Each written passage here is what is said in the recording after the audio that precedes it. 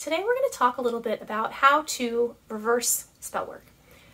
Most people, they'll talk about, oh, you can do this spell or that spell, but no one ever talks about what happens when you need to reverse something that you've done. So I want to talk with you guys about this today in case this is something either you're curious about or if you've put yourself in a position where you're like, oh crap, I need some help. I don't know what to do. So we're going to talk about a couple of different reasons why you might want to or need to undo a spell, and then we're going to talk about 3 different techniques or things you can try in order to kind of help yourself out of a situation that you might not want to be in. So the first thing we want to talk about when it comes to reasons why someone might want to undo a spell is knowledge, right? And that can be external or internal. So how does this show up? Well, the first thing that happens is we don't know everything about situations all the time, right? Our heads would explode if we had all the information in the universe downloaded and swirling around there in the same time. So sometimes it might be about your perspective or your perception of the situation might not be accurate. So the spell work you've done is not in alignment with the situation itself. So it needs to be undone or untangled. How this shows up internally is sometimes when we do spell work and we sit back and we really think about things, we might come across another piece of information. We might acknowledge a piece of information that we already know, right? And maybe it's kind of just slowly it's a teaching or something that's kind of come up to the forefront of our mind, or maybe it's a personal rule that we have or a way that we like to work, or just a concept that we remembered, right? And we look at that and we say, oh, I don't need to do the spell because this energy is not in alignment with that, with how I work, what I believe, what's going on, what I'm trying to achieve here. So that could be one reason why we are undoing a magic spell or a ritual that we've done. So the second reason is pretty common. It's one of emotion. A lot of times human beings, we have a lot of emotions. It's tough to be here, man. Like, it's tough. And we feel a lot of things very deeply and intensely. We feel when somebody hurts our feelings. We feel when somebody is unfair to us. We feel when we get angry about situations. These are very strong, intense emotions. And sometimes when our emotions are very, very heightened, it's a scientific fact that our rational mind, our common sense thinking kind of shuts off because we're so in that heightened state of emotions that we're not thinking clearly. Now, for regular people, they might throw somebody's clothes out on the lawn. They might send somebody a really nasty email, like whatever the thing is. But for magical people, we use our tools. And our tools, one of them is magic and spell work, right? And so that might be our first go-to. But then when we take a step back after giving ourselves some time to calm down, to kind of process our emotions in the situation, we realize that the choice we made isn't something that we normally would have made if we were not in that energetic state. So we would like to undo it. So that can be another reason why this might happen. The last reason I want to discuss today, and there are many more besides these, but these are some kind of general ones to keep you guys on track, is one of consequence. So when we do magic and any sort of energetic work, there's a push and pull that happens kind of within the universe, right? And sometimes when we do this, there is a consequence, or sometimes people might call it like a blowback or a cost, or, there's things that are associated sometimes with what we're doing. And sometimes they're on smaller scales and sometimes they're on bigger scales. And if you are noticing either in your life it's affecting you, or you might notice it's negatively affecting other people's lives as a result of the spell work that you've done, you might choose to want to undo that spell because it's, the cost isn't worth what you were trying to do, or that was not your original intention for yourself or for anyone around you. And I think that's fair. That does happen sometimes.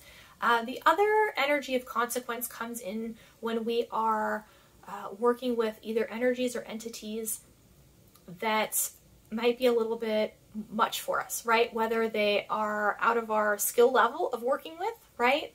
Which would also mean kind of out of our ability to control. Sometimes that can feel very scary or overwhelming, or it might just not be in alignment with the type of magic that we want to be working. Some people work with some really down and dirty stuff. Some people are more light, love and light and fluffy kittens, rainbows, glitter, unicorns, that sort of thing. And you can work on any side of the spectrum that you want. But I think part of magic is learning about your abilities and learning sometimes like, hey, this feels comfortable, or hey, this doesn't. So as a consequence, if you're working with an energy or entity that feels uncomfortable, this might be another reason why you might want to undo the spell work, right? Just might be a little bit too much for you for whatever reason, and that's okay. So the next thing we want to talk about is, what do we do if we want to undo something, right? If we want to undo our magic or our spell work, what on earth do we do? What are our options? So before I give you the options, I think the first thing I think it's really important to let you guys know is that people make mistakes in magic, right? They make mistakes in real life, they make mistakes in magic, and this is how we learn and grow. So if this is something you've done, I would really encourage you to not beat yourself up over this. I see a lot of people doing that, and you know, it happens. I think the fact that you are aware that you've done something that you feel like isn't in alignment with you and you want to fix it and correct it, and you're very self-aware of that, I think you should give yourself a really big pat on the back, because a lot of people just don't even get to that point. So I think it's really great that you're being that mindful and that you are interested and invested in doing something about it.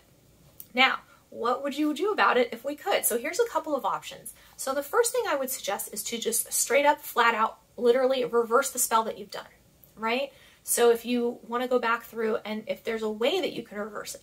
So for example, if you did something in a spell jar for somebody, right? If you did like a love spell, or if you did a binding spell, or a variety of other spells, you can literally just undo that spell and go backwards and release everything, right? And that is definitely an option.